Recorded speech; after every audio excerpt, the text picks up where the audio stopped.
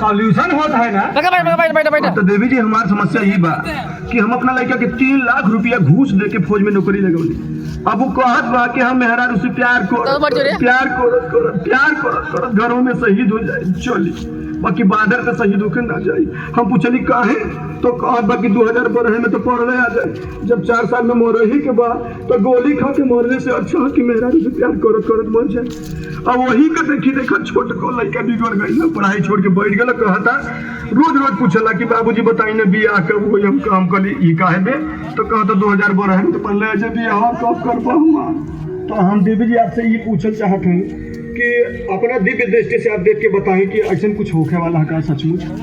अच्छा बच्चा, तुम तनिक भी चिंता मत करो, हम भी अपना दिव्य दृष्टि से देखते हैं और देखकर तुमको बताते हैं। अरे यार ये सब सुन के एक देवी जी सुन गई का नहीं रे, उस अपने ध्यान में मगन हो गए भाई। अरे देवी जी अखिया खोलेंगे भगत लोग एकदम परेशान हो। अरे मूर्ख, तूने तो सारा काम बिगाड़ दिया। अभी तो मैं प्रलय तक पहुंचने ही वाली थी, लेकिन उससे पहले ही बीच में एक गजीब घटना देख लिया। गजीब? ये गजीब का चीज हो? अरे बच्चा, वो गजीब घटना के बारे में अगर मैं तुम्हें बताऊंगी तो अनर्थ हो जाएगा। नहीं, बता नहीं देवी जी, बता नहीं। तू नहीं मानेगा? नहीं मानूंगा देवी जी। तो ले सुन ले।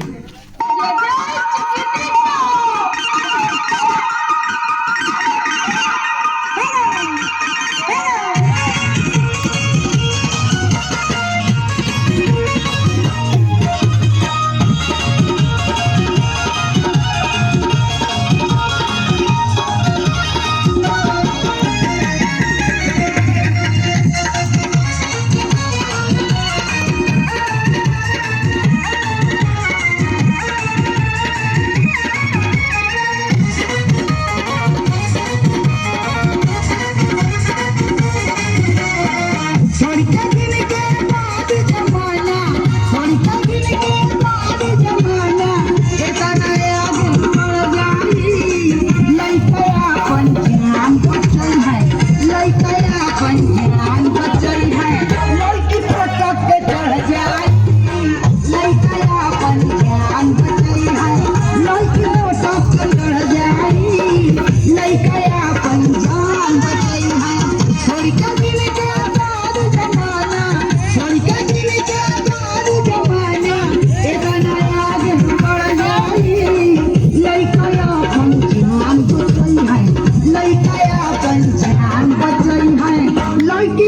के चढ़